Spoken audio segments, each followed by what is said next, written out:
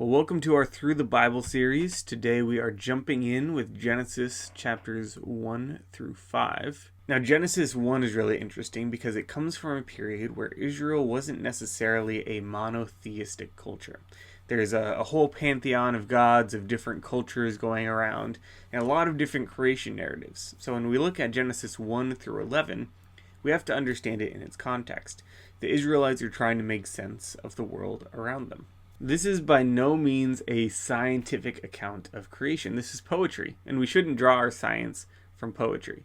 This was written probably at some point after the Israelites left Egypt, before they entered the Promised Land, or upon entering the Promised Land, reflecting back on the ways that God was working in saving them from slavery in Egypt.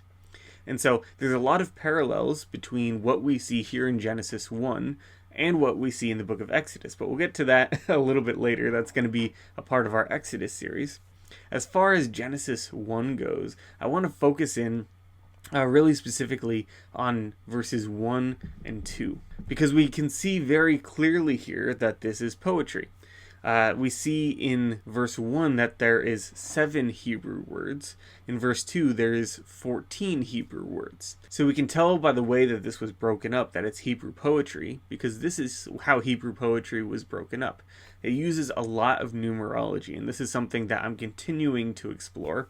But the number 7 is super significant. So I wanted to find this information that I heard from the Bible Project, because they do a really great job of breaking down the significance of the number 7 in Genesis 1. There are 7 words in Genesis 1:1, 14 words in Genesis 1:2. There are 7 paragraphs in the creation narrative, which ends in Genesis 2 verse 3. The conclusion of this narrative has 3 lines, each line having 7 words. There are even key words that are repeated in multiples of 7, including God, which is mentioned 35 times, land, mentioned 21 times, skies, mentioned 21 times, light and day on day 2, mentioned 7 times, light on day 4, mentioned 7 times, living creature on days 5 and 6, mentioned 7 times, and God seeing that what he created was good, mentioned 7 times. God actually speaks 10 times, kind of a little curveball there, in this narrative, but 7 of those are divine commands. The words that he speaks to create creation, saying, "Let there be." And the remaining 3 times, God is speaking to humanity, and 3 is also a significant number, being the number of persons in the Trinity, Father, Son, and Holy Spirit. So there's so much interconnection numerically that we don't see it all really in English, because we're kind of just reading through as a narrative, when the writing of these passages would have been this really extraordinary poetic creation. As we are exploring creation, actually we're seeing this number 7 begin to appear that is going to be interwoven throughout the Old Testament. There's 7 periods of creation, and then as we go further, we're going to see more 7s, including things that end up leading to Jesus. And so these periods of 7, 7 is the number in Hebrew that represents completion. So when God creates things on the 7th day, it's complete. He rested. But also, we have to take a look at the numbers 1 through 7 as a process by which God is arriving to that completion. And so when we see Adam and Eve introduce sin into the narrative, we'll need to continue this repetition of going 1 through 7 in order to reach that state of completion again. And a lot of times we'll translate this idea of completion as perfection, but really the work wasn't done, right? Adam and Eve are invited onto the scene in Genesis 2, and so let's explore that a little bit more. So Genesis 2 provides a different creation account than Genesis 1. And so we have to ask ourselves, why? Why is it different? Why is there this contradiction? Right, we're already on the second chapter of the Bible. There's a contradiction. And you know what? I think that puts some of us on edge, but that's okay, because neither of these chapters is trying to be a historical or scientific account. And so we have to remember that this is poetry, this is oral tradition, it's passed down through generations, and then it's written, and then it's translated. And so there's a lot going on here in order to give us the English text that we have today. And so it's okay that there's a contradiction, right? It doesn't mean that the Bible isn't an authoritative text. It just means that there's a different intent than sometimes we would like it to be. So we see in verse 22 that God made a woman from the rib that he takes from Adam. But I want to jump into that word, rib, just a little bit more. When we look at this word Selah, this is actually translated more times as side than it is as rib. And even when we look at the outline of the biblical usage, the uses of rib actually refer more to other things, whether it be a hill or a piece of wood or a piece of a structure or building or boat. So translating this as the word rib might not be the most accurate translation. Selah, it actually, when it's used in Hebrew, it's a more holistic image of something being split in half. And so it's translated as side, but you can almost view it as humanity being formed in one human individual, and then God splitting that person into two halves and saying this is Adam and this is Eve, or this is man and this is woman, speaking biologically. And that discussion can get really complicated really quickly. And so we want to make sure that we're reading the passage in its context and not necessarily in our context. There is things from the Bible that we can take and apply to our context, but we have to make sure that we go through that process of understanding where it came from first and what they were trying to say before we then see how it applies to our lives. Because it's almost never a one-for-one translation of, well, this happened, so that's how it applies to me. In Genesis chapter 3, Adam and Eve are tempted by the serpent, not because he has any sort of power, but because he makes the fruit look good to eat. And so when Adam and Eve look at it, they deem that this is good, better than what God had for them. And based off of their wisdom, they take the fruit and eat it. See, the tree is this incredible metaphor for seizing control of what we believe to be right and wrong.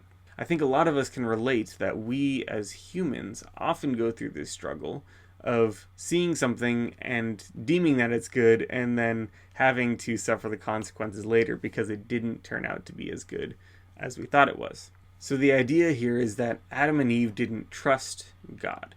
It's not that God is hoarding knowledge for himself, but he's just asking Adam and Eve to trust him. But when Adam and Eve step onto the scene and they decide what is wise for themselves, things go poorly. That's why we can look at Adam and Eve not as necessarily a literal set of people that were born before everyone else, but more like a template for how we live our life. And that's not to say that they didn't exist, but if they didn't exist, then their story is still meaningful and impactful. And this is why. Because we look at the Hebrew word Adam, translated Adam, and it literally means mankind or human being. Over 400 times it's translated as man, and then an additional 100 times as men. Only 13 times is it translated as Adam. So we're looking at an image of humanity. And we see that he calls his wife Eve. And this word Eve comes from the Hebrew word Havah, which is translated life or living. So when we're looking at the story of Adam and Eve, we're actually looking at a template for human life. Now, as the narrative continues, we're introduced to Adam and Eve's sons, Cain and Abel. And you may have heard this story, right? They both offer sacrifices, and Cain ends up killing his brother Abel. Now, you may have heard that Cain was lazy and God rejected his sacrifice, and so Cain got angry. But actually, when we read through this narrative, we can see that there actually wasn't anything wrong with Cain's sacrifice. You see, Abel's role was to tend to livestock, and Cain was a farmer. And so they had different jobs, but they still offered sacrifices equivalent to their job. Now, God, almost in some sort of test, gives favor to Abel, but not to Cain. And we can speculate as to why. Like I said, like Cain was lazy, he picked up fruit off the ground.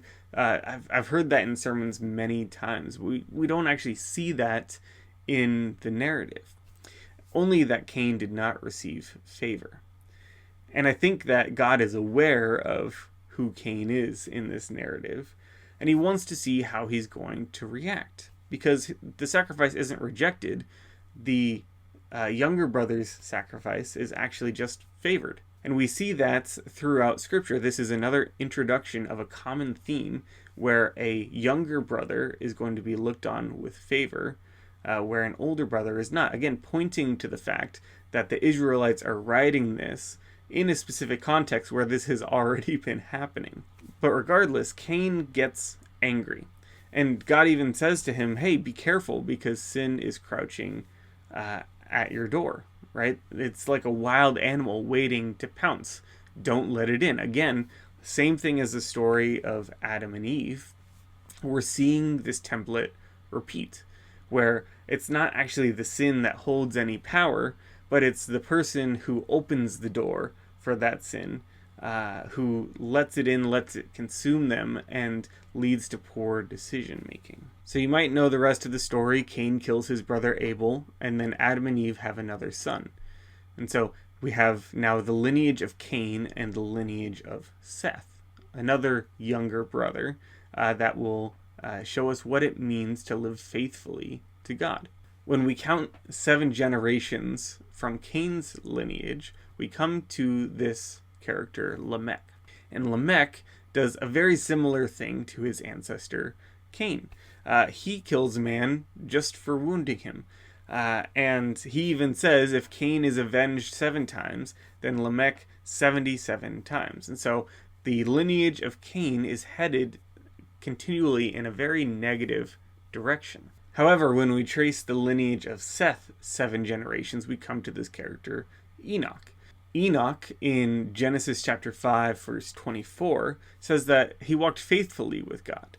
And then God took him away. It doesn't even say that he died. For everyone else, it's a very comprehensive list of how many years they lived before they died. But Enoch walked faithfully and then was taken away. Seth's lineage is working counter to Cain's lineage. We see 2 brothers, one older, one younger, one who is following the path of seizing wisdom for themselves, and another that is living faithfully to God. Now, there's also a character named Lamech in the line of Seth, and he is the father of Noah. So with all these 7s that we see throughout Genesis 1 in these lineages, and then in the age of Lamech when he finally passed 777 years, we can expect a lot from Noah, who we're going to explore in our next video.